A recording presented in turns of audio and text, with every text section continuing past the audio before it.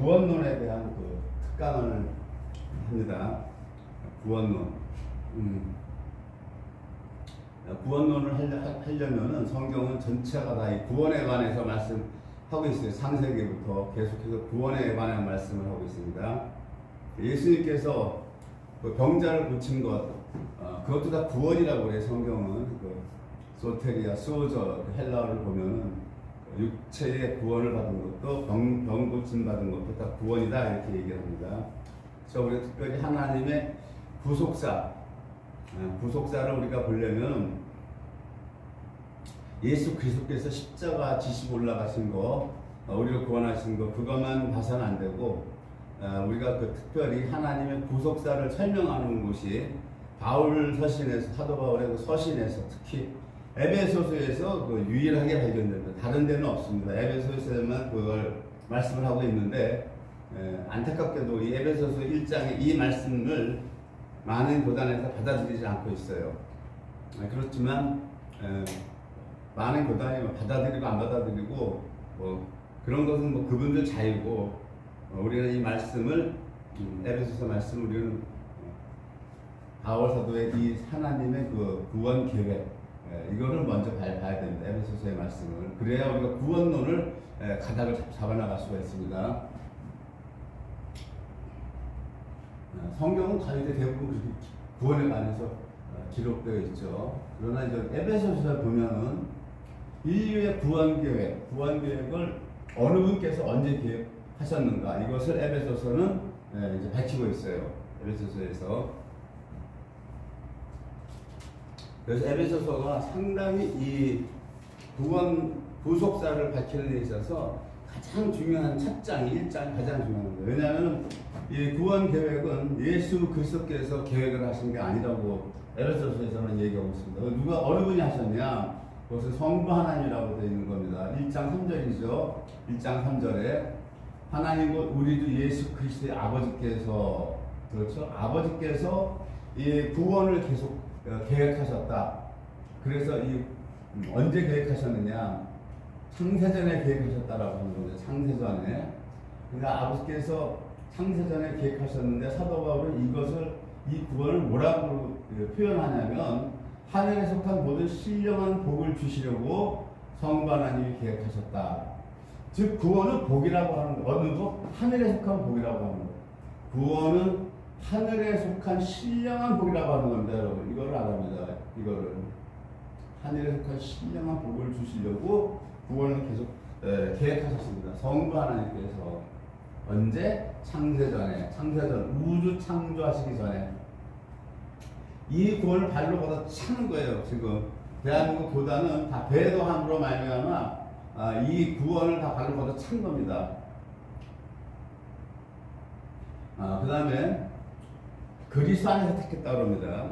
1장 4절 보면은 구원을 계획하셨는데 창세전에 계획하셨어요. 하늘의 신령한 복을 주시기 위해서 창세전에 계획하셨는데 그리스도 안에서 택했다. 이 말씀을 하시죠. 예수님을 싹 빼버렸어요. 그죠? 예수 그리스도인데 예수라는 이름을 뺐죠. 왜 뺐습니까? 예수님은 속죄예요.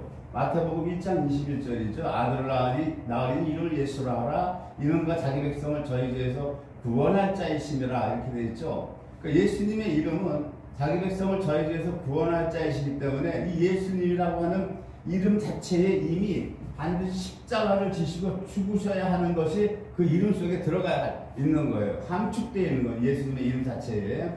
그 다음에 그리스도라고 하는 건 뭐예요? 부활하신 후에 부활하신 후에 그리스도가 따라 붙어오죠. 그리스도는 하나님께서 인류를 구원하시라고 그 사명을 주시고 그 사명을 주시고 기름을 부은 자라는 거예요. 그 그리스도 메시아라는 것은 기름 부음 받은 자라는 얘기인데, 예수님이 이 땅에 오셔서 아무리 설교를 산상순에서 말씀을 하시고 병자를 고치셨고 많은 이적과 기적을 수없이 행하셨지만 예수님께서 죽으신 후에 부활하시지 못하셨다면 예수님은 그리스도가 아닌 거예요. 그래서 예수님은 그리스도로 오셨지만, 분명히 오셨지만, 하나님이 기름 부어서 오셨지만, 이 그리스도라고 하는 이름이 왜 부활한 다음에 붙느냐? 그 입증하기 위해서. 예수님이 정말 내가 그리스도라고 하는 것이 증명하기 위해서 그렇게 붙어요. 그래서 사복음서에서는 예수님, 사복음서에서 예수 그리스도란 말이 안 나와요. 예수께서라고만 나오는 거예요. 그러니까 서신서에서 이제 부활하신 다음부터 예수 그리스도가 붙습니다. 그러니까 부활하신 주님을 그리스도라고 하는 거예요. 하나님께서 예수를 빼고 그리스도 안에서 택했다라고 하는 건 뭡니까? 우리도 부활로서 택했다라고 하는 거예요. 예, 이것이. 그래서 성경은 한 단어 한 단어가 이렇게 깊은 뜻을 가지고 있습니다. 어떤 부활이냐? 그 부활이 어떤 부활이냐? 1장 4절이죠. 1장 4절에 우리로 그 사랑 안에서, 이 사랑 안이라고 하는 건 뭐예요? 하나님께서 아드님을 그 십자가에 죽이셔서 희생시키는 그 사랑이죠. 그 사랑 안에서 우리를 그 앞에 거룩하고 흠이 없게 하시려고. 그러니까 우리의 부활체가 어떤 부활체다? 우리가 부활하는 부활체가 거룩하고 흠이 없는 부활체가 되는 거예요. 이 거룩하고 흠이 없는 것은 오직 예수 그리스도의 그 보혈이죠. 보혈로 말미암아, 피로 말미암아 우리가 거룩하고 흠이 없게 되는 겁니다. 이것이. 이 부분을 오해하면 안 된다. 이 부분을. 우리가 뭐 기도를 열심히 해서, 우리가 성경 말씀을 열심히 상고해서, 우리가 뭐 남들을 뭐 돕고 뭐 이렇게 해서 거룩해지는 게 아닙니다. 거룩해지는 게 아니고, 우리를 거룩하게 하시는 분은 예수 그리스도의 피밖에 없는 겁니다. 그래서 그 기쁘신 뜻대로 우리를 1장 5절이죠. 우리를 사랑으로 예정하사. 이 개혁성경에는 기쁘신 뜻대로 우리를 예정하사 그렇게 되어 있는데, 다른 사본에는 사랑으로 예정하사라는 사본도 있어요. 사랑으로 예정했다라고 하는 게 맞는 겁니다. 예수 그리스도로 말미암아 자기의 아들들이 되게 하셨으니, 그렇죠? 아들들이 되게 하셨어요. 하나님의 자녀 삼는 것. 이 죄인을 그냥 부활만 시키는 게 아니라 하나님의 아들로서 부활시키는 거예요. 거룩하고 흠이 없는 아들로서 부활시키는 것. 이것이 아버지께서 창세 전부터 계획하신 구원 계획이라고 하는 겁니다. 이것이. 마다드님은 예수님이죠. 마다드님은. 우리는 양자죠. 양자로서 그냥 자녀들이죠. 우리는 그 휘오스가 되는 거예요. 휘오스. 그렇게 되는 겁니다. 결론적으로 이렇게 성부 하나님께서 우리를 자녀 삼는 거, 자녀 삼아서 우리가 이제 거룩하고 흠이 없는 부활체를 입는 것, 이것이 성부 하나님의 기쁘신 뜻입니다. 라고 사도 바울은 지금 1장에서 1장 1절로 1장 5절까지 이렇게 말씀을 하고 있어요. 그 다음에 1장 6절. 그럼 왜 이것을 하나님께서, 성부 하나님께서 이것을 왜 하셨냐? 아드님을 죽이시면서까지 죄인을 아들 삼고 자녀 삼고 거룩하고 흠이 없는 자녀로 부활시키는 것, 그것이 하나님의 기쁘신 뜻. 그래서 왜 하나님께서 그것을 결정하셨냐, 왜 계획하셨냐? 그 6절이 대답을 합니다. 6절 그 다음 절이, 이는 그의 사랑하시는 자 안에서 우리에게 거저주시는 바. 사랑하시는 자는 누구예요? 독생자죠. 사랑하는 독생자, 사랑하는 자 안에서 우리에게 거저준다 하니까 여기에는 십자가가 들어가는 거예요. 사랑하시는 자, 독생자 안에서 우리에게 거저준다. 여기에는 예수님의 그 희생, 죽음이 있는 거죠. 그래서 거저주시는 바. 그 사랑하시는 자 안에서 우리에게 거저주시는 바, 이 말씀에 무엇이 들어가 있어요? 하나님은 창세전에 이 계획하셨을 때 하나님은 사랑의 하나님, 사랑의 그 근본이 사랑이란 말이에요. 근본이 사랑이죠. 그러니까 이 사랑을 조금도 남김없이 우리 인류에게 모두 쏟아 부어 주시기로 결정하신 거예요. 모두 쏟아 부어 주시기로, 이 사랑을 한 번은 다 쏟아 부어 주셔야 되는 거예요. 그래서 이것이 그의 사랑하는 자 안에, 사랑하시는 자 안에서 우리에게 거둬주시는 바, 이 단어 안에 하나님께서 창세전에 하나님께서 이미 그 사랑을 아드님 독생자를 통해서 우리에게 그 사랑을 완전히 한번 다 쏟아 부어주시려고 결정을 하셨구나. 이게 작정이죠. 디크리 창세전에 작정하셨구나. 이 말씀 속에 이 말씀이 내포되어 있는 거예요. 그렇게 거저주시고, 거저주셨어요. 다 쏟아 부어주셨는데, 값없이 주셨는데, 왜 주셨느냐? 하나님은 사랑이시라 안 주실 수가 없는 거예요. 사랑이다. 그 사랑을 한 번은 쏟아 부어주셔야 돼. 그리고 그 다음에 뭐예요? 6절에서 그의 은혜의 영광을 찬미하게 하려는 것이라. 그의 은혜의 영광을 찬미하려. 우리가 뭐 요즘 지금도 예배 드린다고 주일날 모이면 복음성가로도 찬양을 하고 찬송가로도 찬양을 하지만 우리가 실제로 거룩하고 흠이 없는 모습의 부활체로 부활해서 하나님의 자녀로서 부활돼서 그분 앞에 섰을 때 그때 드리는 그 찬양은요, 지금 우리가 예배 드릴 때 드리는 이 찬양하고 차원이 완전 다른 거예요. 완전히 다른 거예요, 지금. 지금 이 드리는 찬양은, 여러분, 그때 부활해가지고 우리가 드리는 찬양하고는 하늘과 땅 차이가 되는 거예요. 그의 은혜의 영광을 찬미하게 하려는 것이거든요. 아직도 미완료죠. 미완료. 이거 언젠가는 이제 완성이 돼야 되죠. 그 은혜의 영광을 찬미하려고 하는 거. 아직은 미완료입니다. 미완료예요. 자.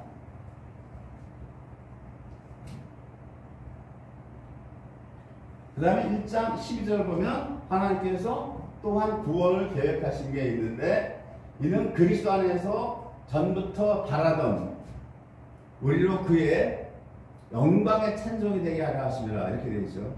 1장 1절로부터 6절까지는 거저주시는 사랑이에요. 거저주시는 사랑으로 아드님을 희생시켜서 거저주는 사랑, 거저주는 구원, 그거로 하나님이 찬미받게 받으시려고 하는 그것을 말씀하셨고 1장 12절은 다른 겁니다. 이것은 그리스도 안에서 전부터 바라던 우리로 그는 누구예요? 예수 그리스도죠. 예수 그리스도의 영광의 찬송이 되게 하려고 하는 이 구원이 있다라고 하는 겁니다. 이것이 어디입니까? 이것이 그리스도 왕국, 예수님 재림하셔서 천년을 다스리는 거기에서 우리가 영광의 예수님이 재림했을 때 우리가 영광의 찬송이 되는 것. 이것은 거저되는 게 아니죠. 거저되는 거 아닙니다. 이건 거저받는 구원이 아닙니다. 이것은 열매 맺음이 들어가요. 열매 맺음이 반드시 들어갑니다. 그 다음에 1장 13. 구원은 크게 큰 틀에서 구원은 1장 1절에서 6절에 거저주시는 구원이 있고 여기서 나뉩니다. 하나님의 자녀가 됐죠. 자녀가 됐어요. 다 똑같이 자녀가 됐는데 여기서 어떤 자녀는 열매 맺는 자녀가 있고 열매 맺지 못하는 자녀가 있다고 하는 겁니다. 1장 13절이죠. 우리가 구원의 말씀, 우리의 구원의 복음을 듣고 그 안에서 믿어 약속의 성령으로 인치심 받았으니 이는 우리 기업의 보증이 돼서 그 얻으신 것을 구속하시고 그의 영광을 찬미하게 하려는 것이라 이렇게 되어 있죠. 이제 마지막에 우리가 여기서 자녀가 갈라지죠. 열매 맺는 자녀, 열매 맺지 못하는 자녀.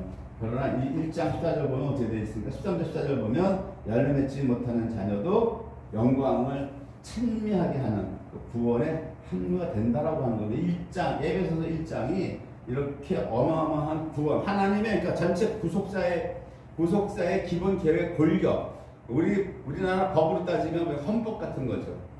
그것을 기록해서 우리에게 보여주고 있는 거예요. 이것을 여러분들이 1장을 읽고 깨달으시길 바라고, 못 깨달으신 분들은 오늘 이 설교를 통해서, 강의를 통해서 깨닫기를 바랍니다.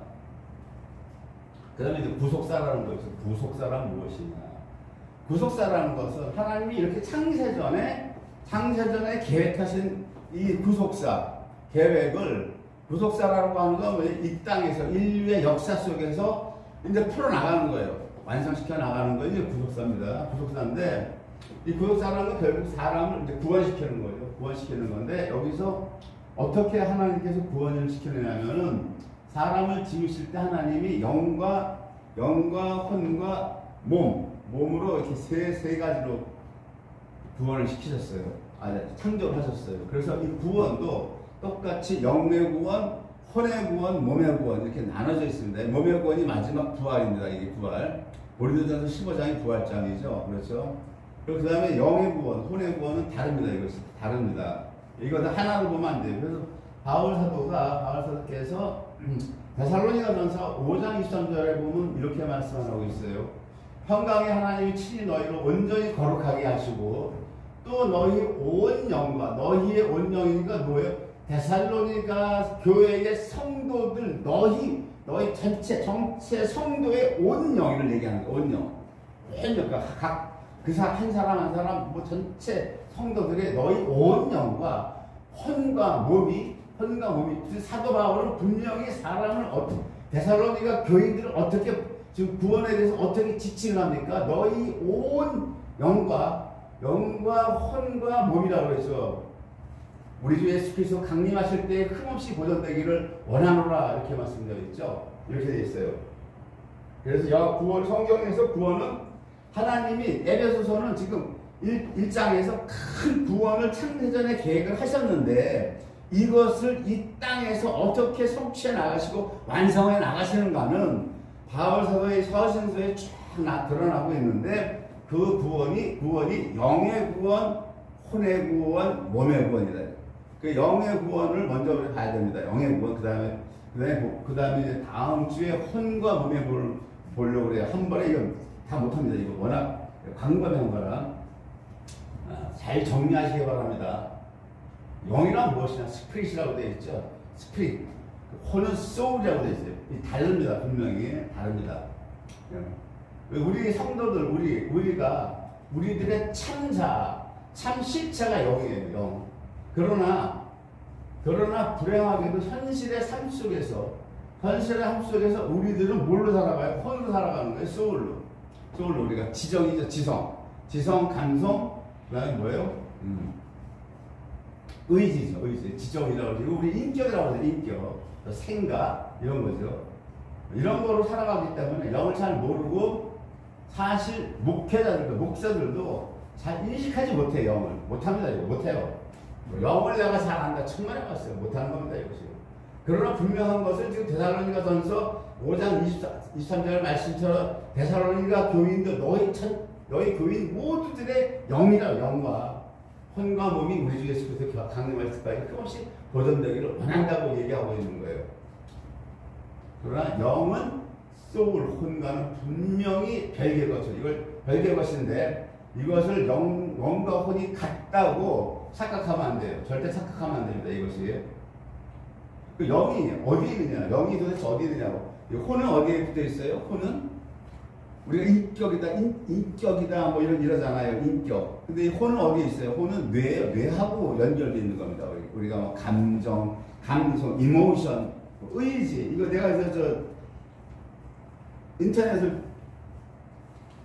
검색을 좀 해봤어요. 해봤더니 혼이 어떻게 연결되어 있냐 뇌하고. 전두엽, 후두엽, 좌측두엽, 우측두엽이에요. 그럼 전두엽은 무엇이냐? 판단하고 우리가 계획을 스케줄을 짜고 어떤 문제를 추리하고 문제를 해결하고 언어 운동, 집중력 등 그 고등 정신 작용을 하는 우리 뇌 중에서 가장 중요한 핵심 부위가 전두엽이라고 하는 거예요. 앞에 있는 뇌라고 하는 거예요. 후두엽은 뭐냐? 후두엽은 뇌의 가장 이 뒷부분에 위치하고 있는데 시각 정보를 처리하고 담당한다라고 하는 거예요. 시각 정보. 어떤 사물이 보이면 그것이 무엇인지, 저게 무엇인지 인지하고 그것을 분석한다라고 하는 거예요. 이것을 길 가다가 자동차가 지나가고 자동차라고 알잖아요. 이걸 담당하는 게 후두엽이라고 하는 거예요. 이게 후두엽이 손상되면 사물 인지를 못한다라고 하는 거예요. 치매가 걸리면은 후두엽이 손상되는 거예요. 자식이 와도 알아보지 못해요. 누가 왔는지를. 좌측두엽, 왼쪽 뇌는 듣는 언어, 청각 쪽이라고 하는 거예요. 그 청각이니까 듣고 기억하는 거. 언어를 이해하고 그리고 계산 쪽으로 수리 계산하는 거, 논리적으로 이성적으로 판단하는 거라고 그러는 겁니다. 우측두엽, 오른쪽 뇌는 시각적, 보는 거래요. 왼쪽은 듣는 거, 왼쪽 뇌는, 오른쪽 뇌는 보는 거라는 거예요. 공간적인 정보를 담당한다라고 하는 겁니다. 전체적인 그림을 볼 수 있는 눈, 이런 게 다 이 오른쪽 눈에서 그 사고를 한다고 하는 거예요. 그러니까 우리가 인격이다, 뭐 혼이다, 소울이다, 이런 것들 우리가 생각한다, 뭐 마음, 감정, 뭐 이런 전부는 어디다? 뇌하고 연결돼, 뇌하고 연결되어 있는 거예요. 이게 혼이에요. 이것이 이제 소울이고 영은 스피릿은 그 전혀 아닌 겁니다. 그 영은 어디에 있느냐, 위치가. 예수님이 딱 힌트를 주신 말씀이 있어요. 성경에. 어디에 있다? 요한복음 7장 38절이에요. 나를 믿는 자는 성경의 이름같이 그 배에서 생수의 강이 넘쳐나리라, 흘러나리라 이랬거든요. 그 영은 어디 있느냐? 혼은 뇌에 있고 영은 배 단전에 있다는 거예요. 단전에. 이게 그 단전에 있다는 게 예수님이 이 말씀 하나 하셨는데 말씀은 두 말씀이죠. 두 말씀이 아니면 절대 복음이 아니라고 그랬죠. 구약에서 이것을 말씀하는 것이 어디냐면 야곱이 약복강에서 천사하고 씨름할 때 천사가 이기지 못해. 야곱을 못 이기니까 뭐라고 그래요? 환도뼈를 쳤다고 해요. 환도뼈를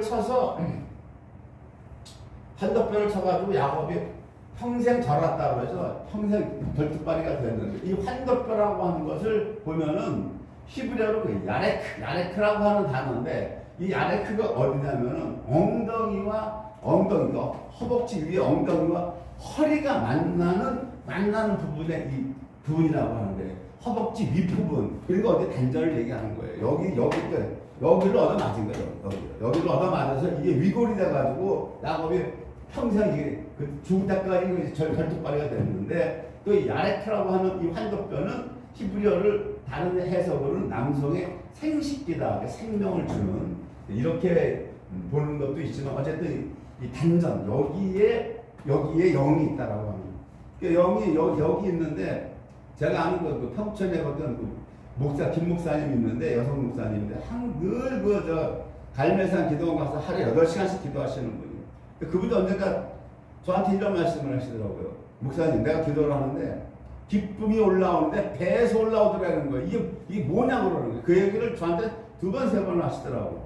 그래서 저도 그때 들으면서 맞다. 영이 거기 있으니까 기도를 하루에 8시간씩 하시는 분이니까 이 기쁨이 배에서 올라오더라고 하는 거예요. 기쁨이. 예수님 말씀 맞죠? 나를 믿는다는 성경의 이름같이 그 배에서 생수의 강이 흘러나리라 그랬죠? 저도 체험을 한 번 한 적이 있어요. 딱 한 번 하나님이 시켜줬어요. 그래서 제가 언제냐, 성경 목차를 외우는데, 구약부터 신약까지 외우는데, 마태복음, 마가복음, 누가복음, 요한복음, 사도행전, 로마서 쭉 이렇게 순서대로 있잖아요. 이거를 외운답시고 몇 날 며칠 외우다가 밤에 꿈을 꾸는데, 이걸 외우는데 내가 버벅거리는 거야. 분명히 현실에서는 외웠는데 밤에 꿈을 꾸는데 이거를 쭉 나가다가 어서 막혔어요. 막혀가지고 내가 꿈속에서 막 안타까워서 내가 분명히 이거 다 외웠는데 내가 이거 왜 여기서 막혔나? 생각이 안 나요. 꿈에서. 이게 그 다음에 생각이 안 나는 거예요. 안 나오는데 주님이 딱 한 번 그걸 경험시켜주는데, 이 배에서 음성이 들려. 소리가 나오는데, 내가 그 외웠던 음성 있죠. 그 음성이 이 배에서 올라오는 거예요. 근데 배에서 올라오는 음성은 하나도 막힘이 없이 다 얘기하는 거예요. 그때 내가 깨달은 게, 맞다. 여기 배다. 단전에 있구나. 제가 그때 그걸 깨달은 적이 있었어요. 그걸 제가 한 번 주님이 경험을 시켜주셨는데, 그렇습니다. 자, 그 다음에 영의 위치는 단전입니다. 영의 기능은 뭐냐고, 혼과 달라서 영에만 있는 기능은, 첫째가 직관이고요. 직관. 두 번째가 영교. 세 번째가 양심입니다. 양심. 이렇게 되어 있어요.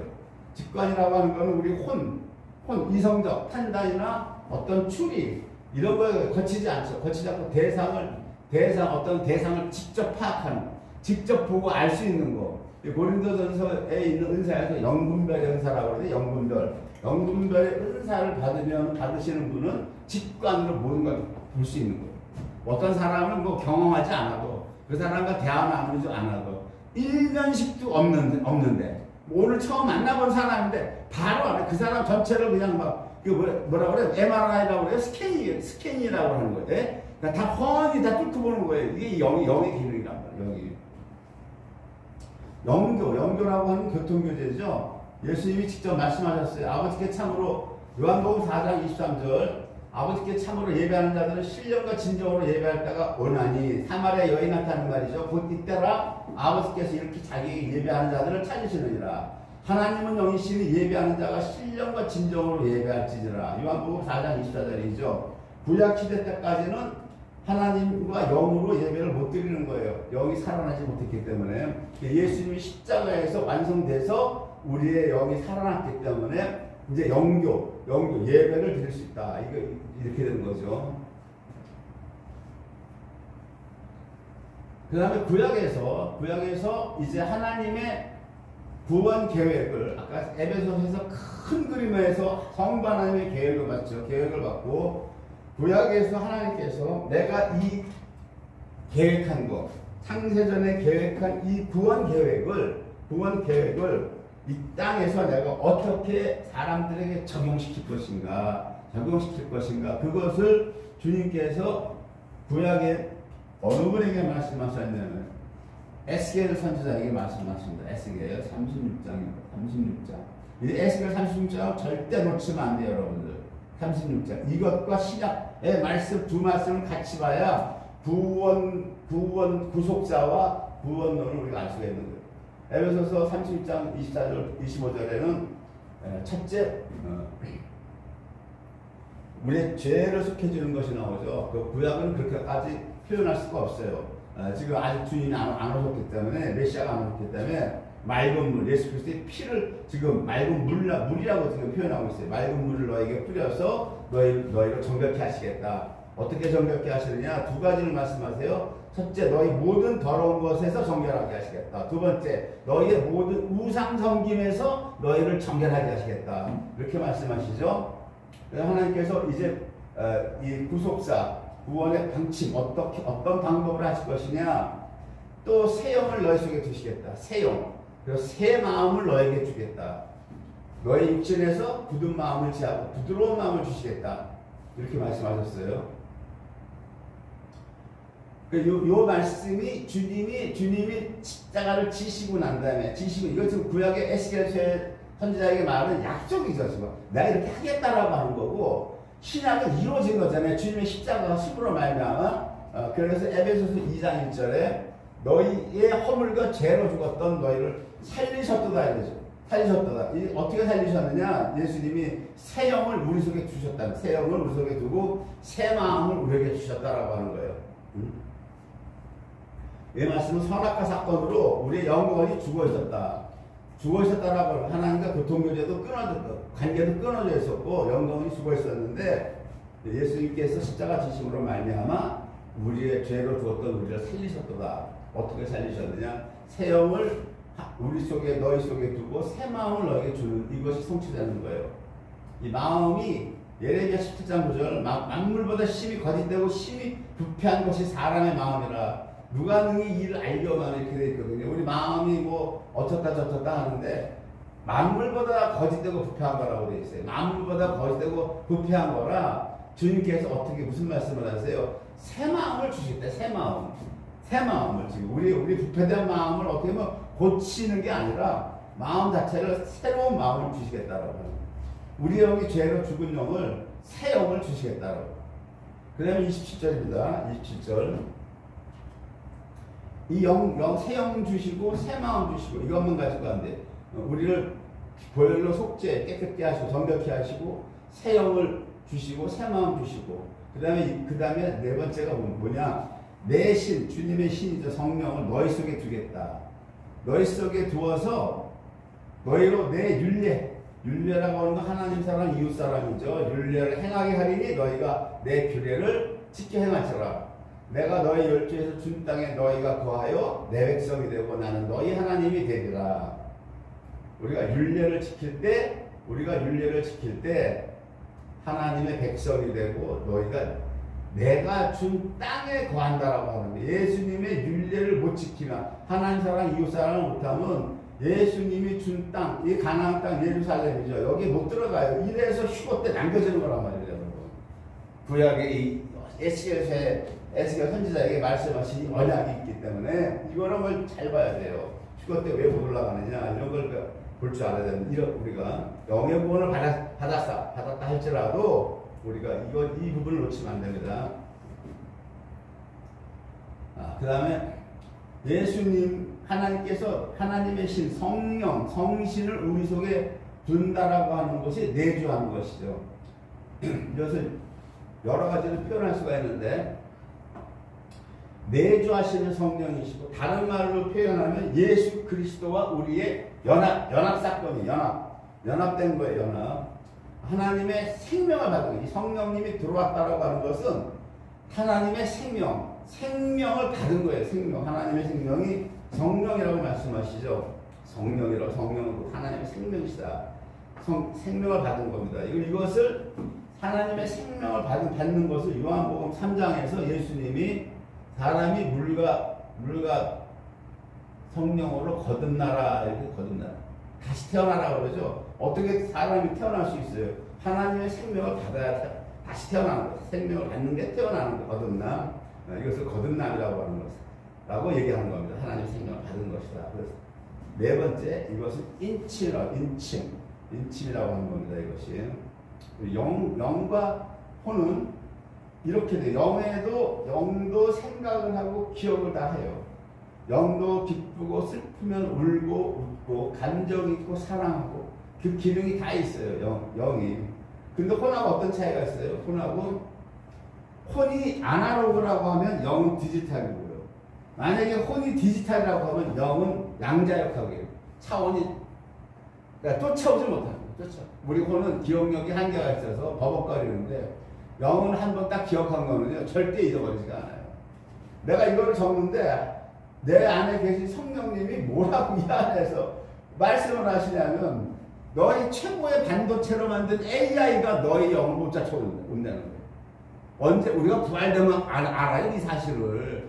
지금 우리가 아직 영을 깨닫지 못하지 않아. 혼으로 살아가기 때문에 아직은 딱 우리가 거룩하고 흠이 없는 하나님의 존재로서 이 영이 새로운 부활체를 입고 부활하면은 니들이 만든 뭐 양자 역학이 무슨 뭐 AI 반도체 최고 좋은 뭐 2나노 반도체를 만든 AI가 그 못 쫓아온다는 거 우리를. 그러니까 사도가 바울이 뭐라 그래? 그 부활의 능력을 내가 알고자 안만 보고 간다고 하잖아요. 그거를 지금. 그 부활을. 우리는 혼으로만 살기 때문에 모르는 거야 지금. 영이 구원받았다고 영이 구원받았다. 저게 뭔 소린가 한단 말이야 이게 지금. 네?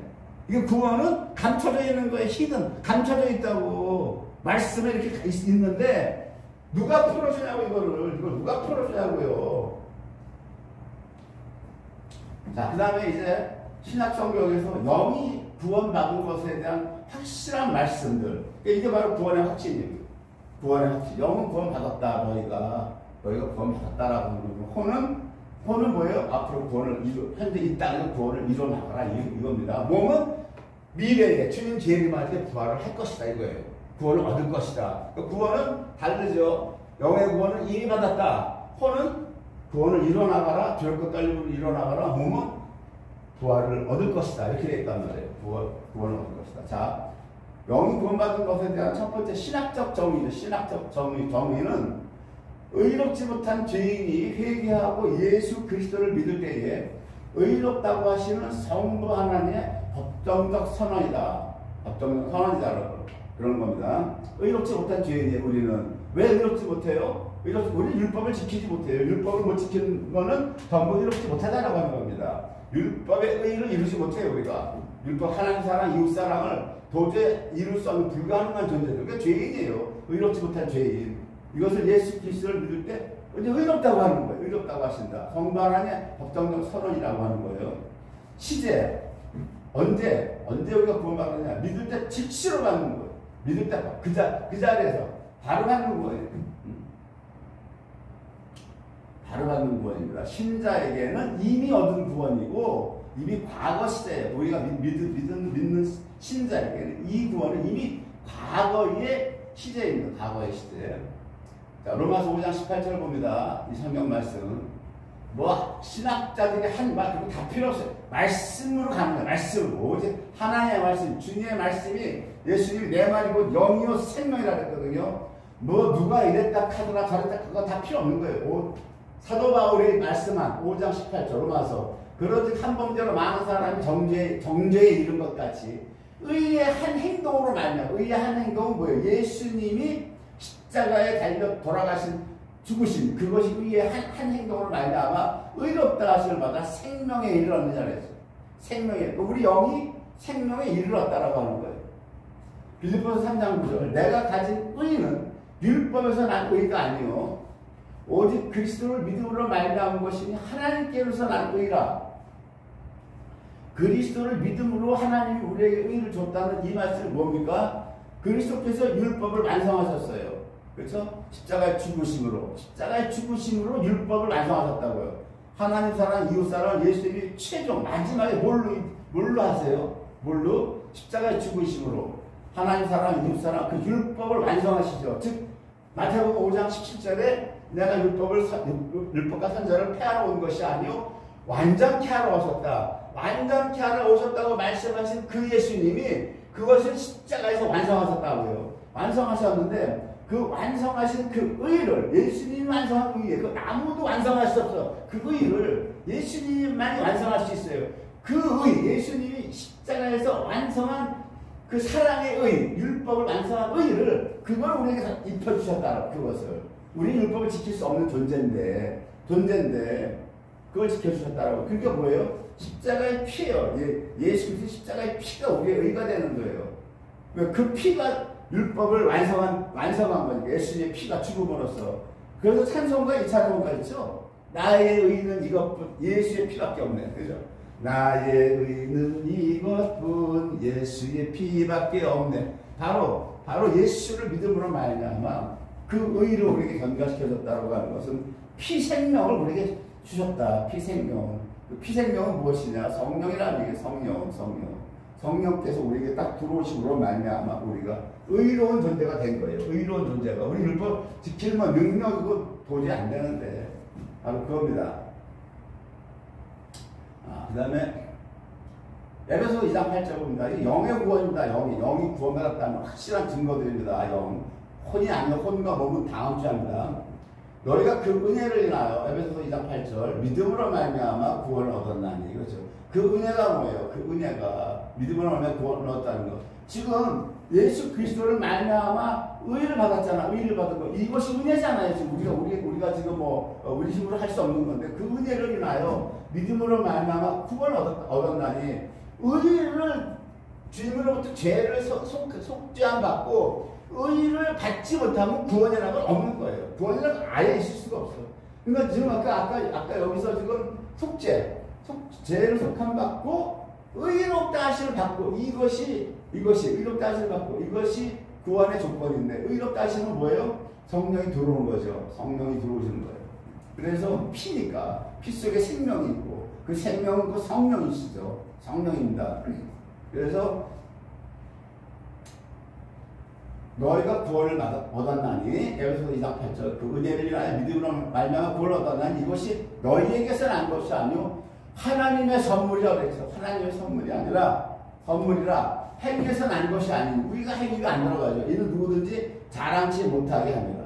하나님의 선물 영의 구원은 선물이고 우리의 행위가 들어가지 않고 이는 누구든지 자랑치 못하게 합니다. 왜 이렇게 하나님이 영의 구원을 왜 이렇게 구조를 만드셨어요? 왜 이렇게 만드셨어요?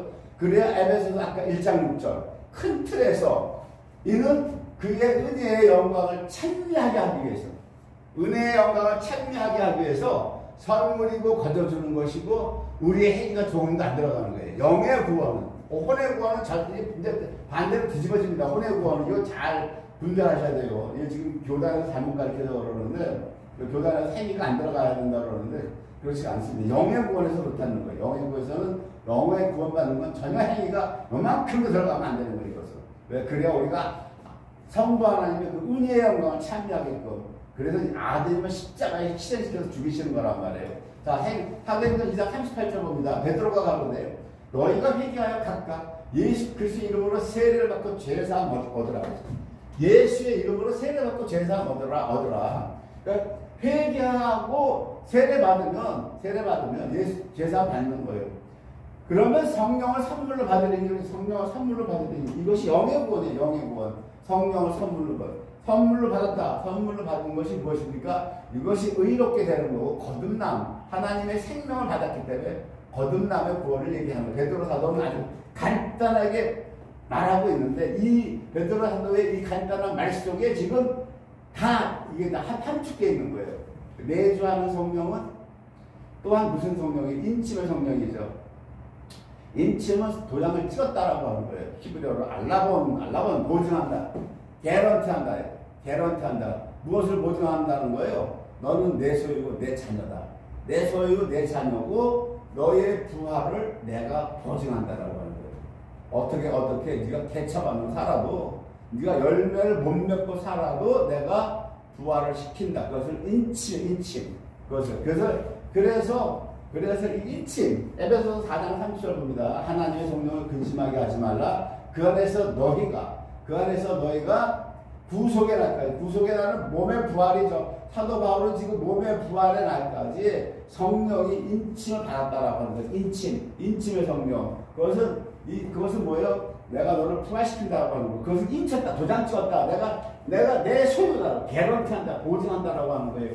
그래서 이 탕자가 구원받는 근거가 누가복음 15장에 돌아온 탕자가 구원받는 게 왜 그래요? 인침이 있기 때문에.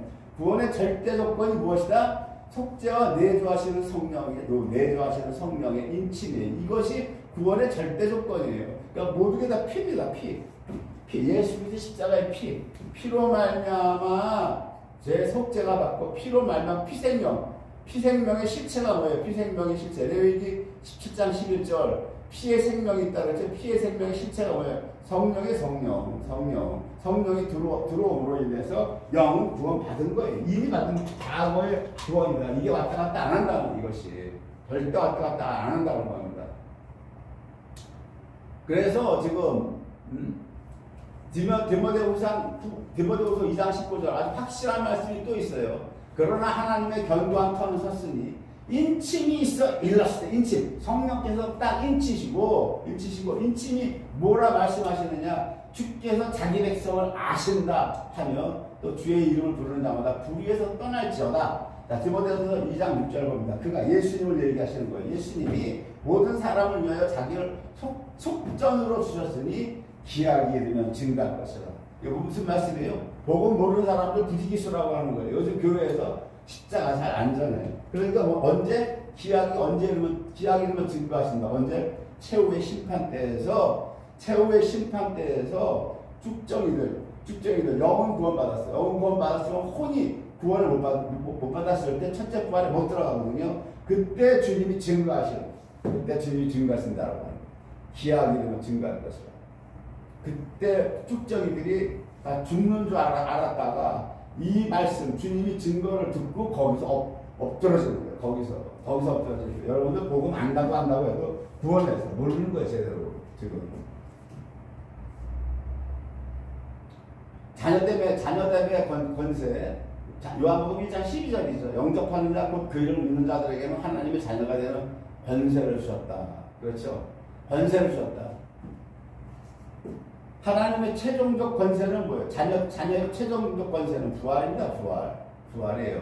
근데 자녀가 어떻게 되느냐? 혈통으로나 육종으로나 사람의 육신으로 사람의 뜻으로 되지 않는다는 거예요. 오직 하나님께로서 난 자들만이 하나님의 자녀다. 하나님께서 난 자, 영접하는데 예수를 누가 영접하고 그 이름을 누가 믿느냐? 그 믿는 자들이 하나님의 자녀가 되는데 이거 사람의 육적, 사람의 뜻으로 안 되고 오직 하나님께로서 난 자들이다. 난 자들만이 예수님을 영접하고 그 이름을 믿을 수 있다라고 하는 그 하나님께서 난 자들이 누구예요? 그러면 아까 큰 틀에서 창세전에 성부 하나님이 그리스도 안에서 택할 자들 그들이 하나님께서 난 자라고 하는 거예요. 여러분들 그들이 예수 그리스도를 믿고 그들이 영접할 수 있다라고 하는 겁니다. 자, 그 다음에 하나님의 큰 틀은 이제 자녀죠. 자녀 삼아서 거룩하고 흠이 없는 부활체를 입혀주는 것이 이것이 하나님의 크신 계획이에요. 창세전에 요한일서 3장 2절에 요한사도가 이렇게 말씀하십니다. 사랑하는 자들아 우리가 지금 하나님의 자녀라고. 이 땅에서 지금 현재 우리가 자녀예요. 장래 어떻게 될 건 아직 나타나지 않았으나 그가 나타나시게 되면 예수님이 재림하시면 우리가 그와 같을 줄을 아는 것은 그의 계신 그대로 볼 것을 인인함이 요 말씀이 아주 핵심 말씀이에요. 그가 나타나신다. 예수님이 재림하신다는 거예요. 예수님이 재림하실 때에 but we know 우리가 알고 있다. when he appears 예수님이 재림하시면 we shall be like 우리가 We shall be like him. 예수님과 be like라고 하는 이 수고가 뭐예요? 똑같다라고 하는 거예요. 조금도 틀림없이, 요만큼도 틀림없이 똑같다라고 하는 거예요. 예수님의 부활체와 우리가 그 부활체가 똑같은 부활체가 된다라고 하는 거예요.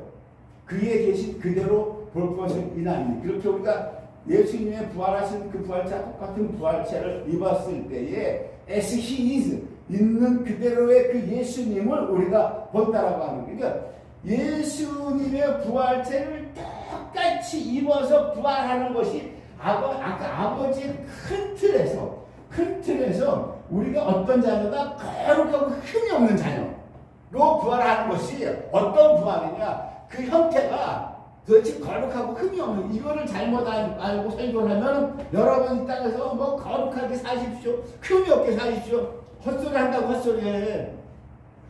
지금 그 뜻이 아닌 거예요. 지금 뭐 우리가 거룩하게 살려고 노력하고 발버둥 치는 거 중요하다, 나쁘다는 거 아닌데, 에베소서의 이 말씀과 사도 요한의 이 말씀, 그게 전혀 아닌 거예요. 지금 우리가 하나님께 성령님께서 우리 안에서 인쳤다고 그러죠. 우리가 내주하시는 성령님이 우리 안에서 인치시고 계시는데, 이 부활은 성령님의 능력으로 부활을 시켜주시는데, 성령님이 우리를 어떻게 부활시켜 주시느냐? 예수님과 똑같은 부활체로 조금도 다름없이 부활시켜서 하나님이 원래 계획하셨던 거룩하고 흠이 없는 하나님의 자녀들로 부활시킨다라고 하는 거예요. 이것이 영의 구원이란 말이에요. 영의 구원 받는다라고 하는 겁니다. 이것이. 로마서 1장 4절, 예수님이 어떻게 부활하셨어요? 성결의 영으로는 죽은 자 가운데서 부활하여 능력으로 하나님의 아들로 인정되셨다라고 하는 거예요. 곧 우리 예수 그리스도시라. 이렇게 되어 있죠. 네, 이렇게 되는 겁니다. 그 다음에 영은 그리고 예수님이 어떻게 되어 있어요? 예수님의 그 부활체를 누가 보면서 얘기하죠? 제자들에게 본래 영은 뼈와 살이 없을 때 너희 보는 것처럼 나는 손발을 보고 만져봐라 그러죠. 십자가 이걸 다 만져보라 그러잖아요. 그죠? 영은 보는데 뼈와 살이 없을 때 너희 보는 것처럼 난 다 있다. 손발에. 그죠? 예수는 영으로 부활하셨는데 신령한 몸, 지금 이런 몸이 아니에요. 몸은 몸인데 뼈도 있고 살도 있는 몸을 입으셨다고. 그 몸과 똑같은 몸으로 입는다는 거예요, 우리가. 그리고 뭐라 그래요? 여기서 먹을 것이 있느냐? 그러니까 뭐라 그래요? 구운 생선 한 토막을 들이심에 받으사 잡수시다라고 그러잖아요. 이 부활했는데 신령한 몸, 다시는 죽지 않는 영생의 몸으로 하나님 앞에 거룩하고 흠이 없는 자녀로서의 이런 몸으로 우리가 부활한다라고 하는 겁니다. 그것이 어떻게 이루어졌느냐? 지금 혼의 구원으로 된 게 아니라 지금 영을 하나님, 예수님의 십자가는 영을 구원시킨 거예요. 영을. 이 영이 성막에서는 어디에 해당하느냐? 지성소에 해당하는, 지성소와 언약궤에 해당하는 거예요. 언약궤 속에 하나님이 뭘 두셨어요? 언약궤 속에 두 돌판을 넣으라 그랬죠. 만나다보면 항아리를 넣으라 그랬죠. 아론의 쌍문 지팡이를 언약궤에 넣으라 그래서 딱 3개를 넣습니다. 두 돌판, 만나다보면 항아리, 아론 쌍문 지팡이 3개를 넣었는데, 자, 우리 영이 구원받았다라고 하는 건 뭐예요? 두 돌판에 십계명 우리 지킬 능력 전혀 없죠. 전혀 없는 거예요. 영이 지금 거저가다 선물로 구원받았다고 돼 있죠. 이 두 돌판을 누가 지켰어요? 두 돌판 십계명을 예수님이 십자가에서 지키셨잖아. 죽으심으로 지키시고, 그 예수님이 구약에서 대제사장이 1년에 한 번 가서 언약궤는 사람의 영혼이란 말이에요. 언약궤가 재료를 만들 때 모세에게 뭐라고 그래요? 그 조각목으로 언약궤를 만들고 그 그물 안팎을 언약궤를 싸라고 그러잖아요. 조각목이 아카시아 나무인데 그 사람 상처 많은 우리 인간들의 모습을 얘기해요. 인간을 얘기하는 거예요. 조각목을. 이 언약궤, 우리 사람의 영혼의 영 안에 두 돌판을 담아라. 우리 돌판 지킬 능력이 없죠. 이거 예수님이 대신 지켰죠. 아까 설명 다 드렸죠. 십자가에서 대명을 다 완성하셨죠. 그리고 1년에 한 번 제사장에 가서 피로 법궤를 덮죠. 피로. 그러니까 우리가 두 돌판, 하나님의 계명을 지킬 능력이 없는데 예수님이 대신 이 십계명을 지켜주시고 그 피로 우리를 법궤를 피를 뿌렸죠. 우리가 용서받는 거예요. 이거야. 아까 똑같은 거예요. 내가 가진 그 일은 율법 율법에서 난 것이 아니요 오직 그리스도를 믿음으로 말미암아 하나님께로서 난 의다. 이게 바로 지성소에서 바로 이 십계명 돌판 용서받는 거. 내가 가진 의는 율법에서 나는 의가 아니다. 예수를 믿음으로 말미암아 난 의다. 예수님이 대신 지키시고 1년에 한 번 대제사장인 백성들의 속죄에 나가서 피를 넣잖아요. 피를 뿌리잖아요. 언약궤에다가. 이게 언약궤가 사람이 영이란 말이에요. 영이 구원받는 거예요. 혼이 아니에요. 혼은 지금 지성소가 아니라 성소입니다. 커튼. 그 휘장 밑에, 지성소 휘장의 밑에, 아래에 성소가 혼이라고 해요. 지금 이게 여러분 잘 정리하세요. 지금 저 계속해서 영의 구원을 오늘 말씀드리는 거예요. 혼을 말씀드리는 게 아닙니다. 그래서 영을 두돌판에서 우리가 건진받는 거예요. 이것이 언약궤에서. 이게 언약이죠. 언약. 왜 언약궤예요? 주님의 언약이 이루어져야 우리가 구원받는 거예요. 언약은 뭐 예수님이 십자가에 돌아가셔야 언약이 성취되는 거니까. 아론이 담은 항아리는 이것은 예수님의 부활하신 주님 자신인데 이것은 성화에 관계되는 것이기 때문에 여기서 삭제시키고 안 하겠어요. 안 하고 아론의 쌍난 지팡이는 부활이죠. 부활. 왜? 인침이 있어 일렀을 때 예수님이 돌판 의를 입혀주셨죠. 그렇죠? 계명을 못 지키는 죄인을 돌판에서 피를 뒤집어 씌워서 우리에게 의롭다 하셨다. 의롭다. 그 의가 성령님이 들어오셨죠. 성령님이 들어오셔서 인쳤죠. 인쳤기 때문에 아론의 쌍난 지팡이가 여기에서 성취가 되는 거란 말이에요. 이게. 그래서 영이 구원받았다라고 하는 건 두 돌판과 아론의 쌍난 지팡이가 우리에게 성취가 된 거예요. 이것이. 만나다면 항아리는 이제 성소에서 우리가 성령의 조명을 인도받아서 성령의 뜻대로 사는 안 사는 이게 성화의 구원에 관계되는 거기 때문에 오늘이 정말 뛰겠어요. 자, 여기까지 했습니다.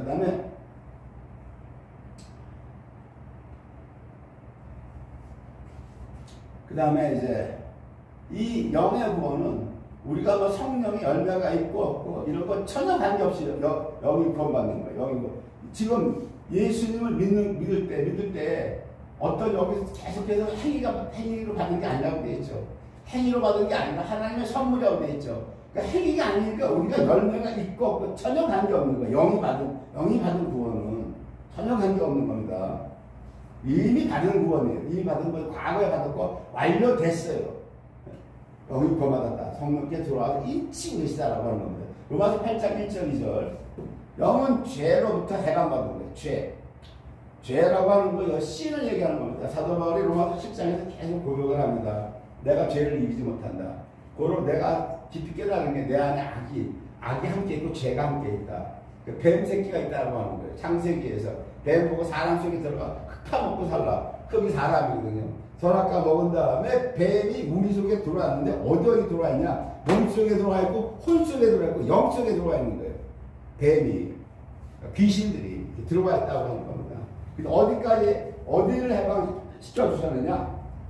영 안에 있는 귀신들, 영 안에 있는 뱀, 옛뱀을 또 해방시켰다라고 하는 거예요. 이제 그리스도 예수 안에 있는 자에게 결코 정죄하며 암나니 이는 그리스도 예수 안에 있는 성령의 법이 죄와 사망의 법에서 너를 해방하였다라고. 이 죄와 사망의 법, 범죄를 얘기하는 거 아닙니다. 지금 로마서에서 사도 바울이 5장 11절 이후부터는 죄를 어떻게 다루냐면 그전에는 범죄를 다루고 있는데 5장 11절 후반부터는 그 후부터 6장 7장 8장은 죄를 단수해서 신을 얘기해. 신이라고 하는 건 뭐냐면 단수해서 이건 뭐냐면 뱀을 얘기하는 뱀 사탄을 얘기하는 겁니다. 여러분. 사탄을 이걸 좋게 말해서 죄에서 해방했다고 하는 것이 우리의 자범죄를 얘기하는 거예요. 자범죄는 해방이 안 되는 거예요. 자범죄는 요한일서 1장 9절에 뭐예요? 우리가 만약 우리의 죄를 자백하면 하나님 미쁘시고 의로우사 우리를 모든 그 범죄에서 낱낱이 깨끗게 한다 그랬죠. 해방이 아니고 자범죄는 날마다 우리가 깨끗게 하는 사함을 받아요. 자백해서 사함 받아야 되는 거고 그 영어 성경에 신스죠. 신스 복수로 나와 있어요. 복수 S-I-N-S 복수로 나와 있고 단수는 우리의 자범죄가 아니라 딱 옛뱀을 얘기하는 거예요. 옛뱀. 이 신은 여기에 해당됐다라고 하는 거예요. 영. 그래서 영에는 우리 이 속에는 뱀이 없다라고 하는 거예요. 사탄의 세력들이. 왜?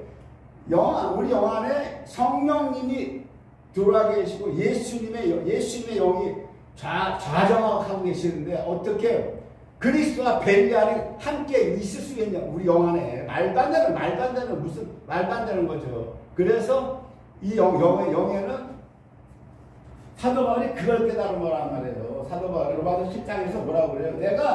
로마서 10장에서 뭐라고 그래요? 내가 마음으로는 하나님의 법을 섬기고 육신으로는 뭐라고 그래요?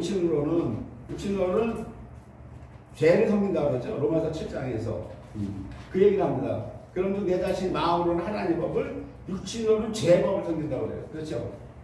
그래서 깨달은 게 뭐예요? 8장에서 기뻐 뛰죠. 8장에서. 그러나 내가 한 가지 깨달은 게 뭐다? 예수 안에 있는 자에게 결코 정죄함이 없나니 이는 그래서 예수 안에 생명의 성령의 법이 죄와 사망의 법에서 너를 해방했다. 육신은 죄의 법을 섬긴다고 했죠. 육신이라고 하는 건 혼을 얘기하는 거예요. 혼과 몸을 얘기하는 거예요. 혼과 몸은 죄의 법을 섬기는데 여기서는 죄와 사망의 법에서 육신을 해방했다고 그래요? 아니다. 너를 해방했다. 너를. 그죠? 다른 사본은 나를 해방했다라고 돼 있어요. 너 아니면 나라고 해요. 여기서는 육신이 아니라 너 나의 주인이 아까 뭐라고 그랬어요? 주인이 영이라고 했죠. 영이 우리 실체 자아라고 했죠. 여기. 그래서 나를 해방했다라고 하는 것을 영을 해방했다라고 했고, 영에는 지금 그래서 우리 여기에는 사탄이 뱀 세력이 있을 수가 없는 거예요. 이 말씀이 정말 긴가민가하십니까?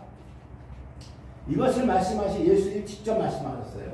뭐라고 말씀하셨느냐? 고린도후서에서 사도 바울이 얘기하고 있고, 자 먼저 고린도서를 봅니다. 영이 어떻게, 영 속에는 뱀이 없다. 하나님이 죄를 알지도 못하신다고. 죄를 알지 못한다는 이 영어 성경도 보면 no sin이라고 해갖고 단수예요, 단수. 이거 단수, 뱀을 얘기하는 겁니다. 뱀. 우리를 대신하여 죄를 삼으셨다. To be sin for us 이라고 되어 있죠. 이는 우리로 하여금 저의 안에서 하나님의 의가 되게 하시기 위해서 반드시 이 영이 해방이 돼야 돼요.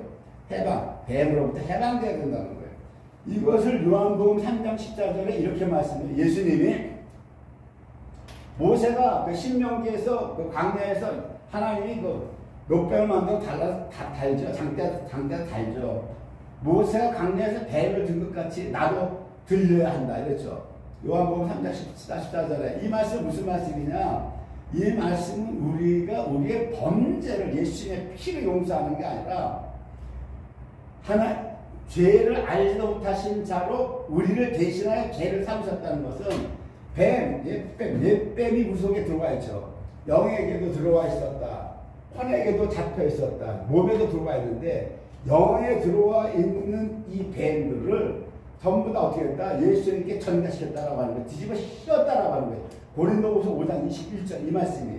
그래서 이 예수님이 돌아가실 때는 어떻게 돌아가셨냐? 예수님이 돌아가실 때는 뱀이 된 거예요. 뱀. 예수님이 뱀이 돼가지고 그래서 모세가 장대 들었죠. 예수님이 어떻게 했다? 십자가에서. 왜 십자가가 들립니까? 들린 십자가. 그죠?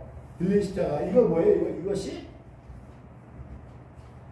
예수님이 뱀이 된 거예요. 우리의 뱀을 다 전가시켰기 때문에 성부 하나님이 우리의 뱀을 예수님께 다 전가시켰어요. 예수님의 최후의 죽으심은 뱀으로 죽으신 거예요. 뱀으로. 이걸 아셔야 돼요, 여러분. 뱀으로 죽으신 거예요. 그냥 뭐 십자가에 그냥 못 박혀 피 흘리고 돌아가신 게 아니라, 피 흘릴 정도가 아니라 그 십자가가 바닥에 누워져 있는 십자가가 들렸다고요. 뱀이 된 우리 걸 짊어지고 가셨기 때문에. 그래서 영은 완전히 해방받는 거예요. 이것은 완전히 이거 왔다 갔다 안 해요. 절대 왔다 갔다 안 하는 거. 이것이 단 어디서 이게 언제 왔다 갔다 할 수 있느냐? 666표 받으면 이게 짐승의 우상에게 경배하며 끝장나는 이 언약이 이 절대적인 이 영이 구원받는 거 이것이 싹 날아가고 마는 거예요. 그런 것을 여러분들이 아셔야 됩니다. 로마서 8장 31절로부터